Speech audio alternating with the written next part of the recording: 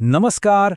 TATHS મુખ્ય પરીક્ષામાં ગુજરાતી સંક્ષેપીકરણ એટલે કે પ્રેસી રાઇટિંગ ખરેખર એક એવી કળા છે જેમાં એક ચોક્કસ પદ્ધતિની જરૂર પડે છે.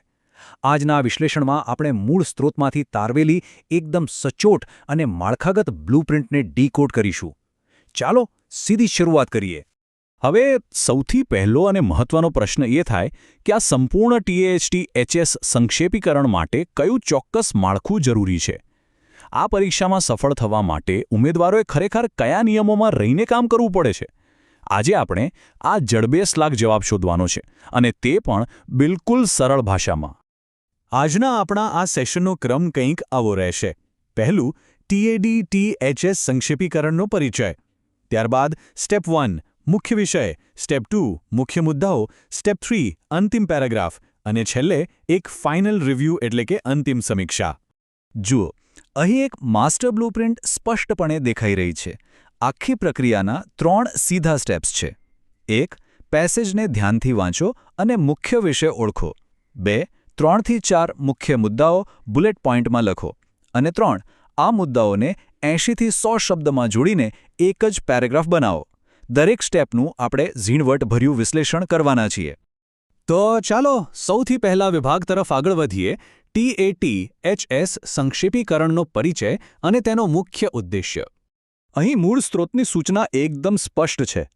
તેમાં સીધું જ કહેવાયું છે કે નીચે આપેલ ગુજરાતી પેસેજનું TATHS મુખ્ય પરીક્ષા માટે સંક્ષેપીકરણ તૈયાર કરો. બસ, આ એક સીધો અને સ્પષ્ટ આદેશ છે જે આપણી આખી પ્રક્રિયાનો પાયો નાખે છે.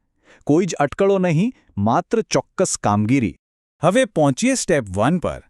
આ છે મુખ્ય વિષય શોધવો, જે ખરેખર સંક્ષેપીકરણનો પાયો છે. અહીં સૂચનાઓમાં એક વાત પર ખાસ ભાર મૂકવામાં આવ્યો છે. પેસેજને ધ્યાનથી વાંચો અને મુખ્ય વિષય ઓળખો. અચ્છા, અહીં ધ્યાનથી વાંચો એ કોઈ સામાન્ય સલાહ નથી. માત્ર ઉપરછલ્લું વાંચન બિલકુલ નહીં ચાલે. લખાણના મૂળ હાર્દને પકડવા માટે પૂરેપૂરી એકાગ્રતાની જરૂર છે. તો પછી આ મુખ્ય વિષય એટલે શું?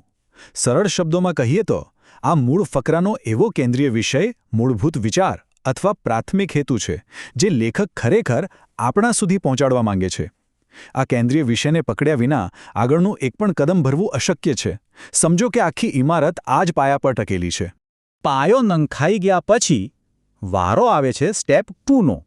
મુખ્ય મુદ્દાઓ એટલે કે માહિતી તારવવાનો આખો તબક્કો. હવે અહીં એક બહુ જ રસપ્રદ અને કડક મર્યાદા આવે છે. આંકડો બરાબર નોંધવા જેવો છે. 3 થી 4. બસ, અહીં કોઈપણ પ્રકારનો અંદાજ કે અનુમાન લગાવવાની છૂટ નથી. આખા પેસેજમાંથી બરાબર 3 કે 4 જ મુખ્ય મુદ્દાઓ અલગ તારવવાના છે. આ નિયમ સીધી રીતે જ બધી બિનજરૂરી માહિતીને કાપી નાખે છે. અને હા, આ મુદ્દાઓ લખવા માટેનો ફોર્મેટ પણ ફિક્સ છે. આ તારવેલા મુદ્દાઓને સળંગ વાક્યોમાં કે પેરેગ્રાફમાં નથી લખવાના, પણ ફરજિયાતપણે બુલેટ પોઇન્ટ્સમાં જ દર્શાવવાના છે. જેમ કે પહેલા પ્રાથમિક દલીલ ઓળખો, પછી આધાર આપતી મુખ્ય વિગતો તારવો, મુખ્ય તારણ અથવા નિષ્કર્ષ નોંધો, અને જો જરૂર લાગે તો જ ચોથો મોટો મુદ્દો ઉમેરો. એકદમ વ્યવસ્થિત અને ક્રમબદ્ધ.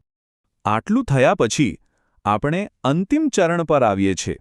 સ્ટેપ 3 અંતિમ પેરેગ્રાફ બનાવવો, જેને આપણે સંશ્લેષણનો તબક્કો પણ કહી શકીએ. અહીં શબ્દોની મર્યાદા એકદમ લોખંડી છે. 80 થી 100 શબ્દો. અંતિમ સંક્ષિપ્તિત લખાણ ફરજિયાતપણે આ જ લિમિટમાં હોવું જોઈએ. આ એ તબક્કો છે જ્યાં ખરેખર ઉમેદવારની ભાષા પરની પકડ અને સંક્ષિપ્તમાં વાત રજૂ કરવાની કળાની આકરી કસોટી થાય છે. અસલી જાદુ અથવા તો પરિવર્તન અહીં જ થાય છે. એક બાજુ છે આપણા 3 to 4 અલગ બુલેટ પોઇન્ટ્સ, અને બીજી બાજુ તેને જોડીને બનાવવાનો છે એક જ સળંગ પેરાગ્રાફ. અગાઉ અલગ તારવેલા એ બુલેટ પોઇન્ટ્સ હવે એકદમ સરળતાથી જોડાઈને માત્ર અને માત્ર એક સિંગલ પેરાગ્રાફમાં ફેરવાઈ જવા જોઈએ. 2 કે તેથી વધુ ફકરા અહીં બિલકુલ ચલાવી લેવામાં નહીં આવે, એ ખાસ ધ્યાનમાં રાખવું રહ્યું. ચાલો હવે આખી પ્રોસેસને ફટાફટ રીકેપ કરી લઈએ. અંતિમ સમીક્ષા અને સંપૂર્ણ પદ્ધતિ. આ સમીક્ષા ટેબલ આખી સફરનો નિચોડ છે. સ્ટેપ 1 ધ્યાનથી વાંચો અને મુખ્ય વિષય ઓળખો.